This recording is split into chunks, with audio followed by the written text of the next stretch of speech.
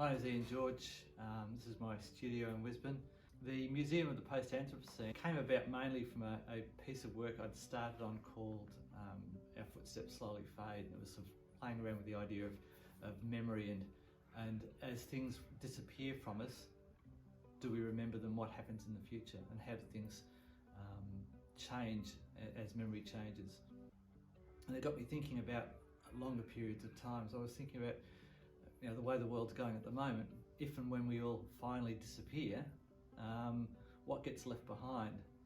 And I have a bit of fascination with geology, and one of the things they've talked about is the periods of time and the way they name them. So you have your Carboniferous and the Mesozoic, and there's a record in the rocks that gets left behind by things, sort of fossilised remains of things.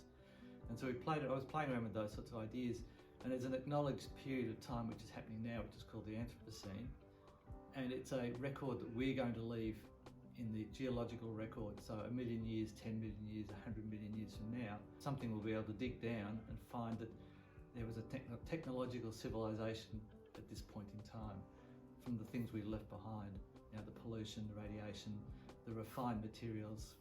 And I kind of thought, well, if we're doing what we're doing to the world at the moment, utilising all the resources, the natural resources in the way we're doing it, by the time we're gone, there may not be as much left as there certainly won't be as much left there as there was previously.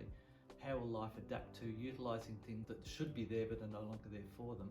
Or we've changed the systems so much that they can no longer utilise them properly. So for instance, the acidification of the oceans means that shellfish can't build the calcium-based shells around themselves. And so how would life adapt to that? So I started thinking about the refined materials and objects that get left behind and how life could pick up and utilise those. So we've all seen the pictures of things like hermit crabs living in cans and glass jars and things like that. Some of it's intended to be tongue-in-cheek, some of it's disturbing, and I'm using electronics, so I've got LEDs being brought into it as well.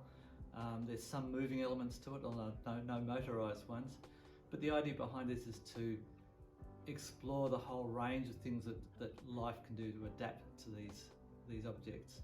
One of the objects I'm using in the exhibition is, I've got a set of old egg beaters. These are ones you've picked up on eBay and the people don't want anymore. And I thought, well, what could an animal use these for? And they're kind of like propellers. So I've picked them up and I've used them as fish propulsion. So you can imagine a fish utilising those with something to spin that along and using to propel themselves through the sea instead of using fins.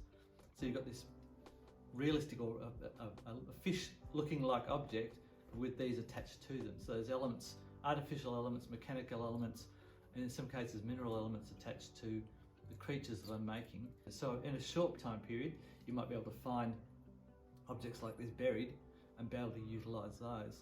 But of course, 200,000, 300,000, a million years time, these will all be gone. There won't be anything left of them. And a longer period of time when the objects that we made are no longer existing, that we have the situation where there's still large deposits of minerals and things lying around that we've left behind. So for instance, you can imagine some of the giant rubbish tips with enormous deposits of glass in there. So there's vast deposits of silica. And so some of the creatures I've created are using glass as one of the major elements for them.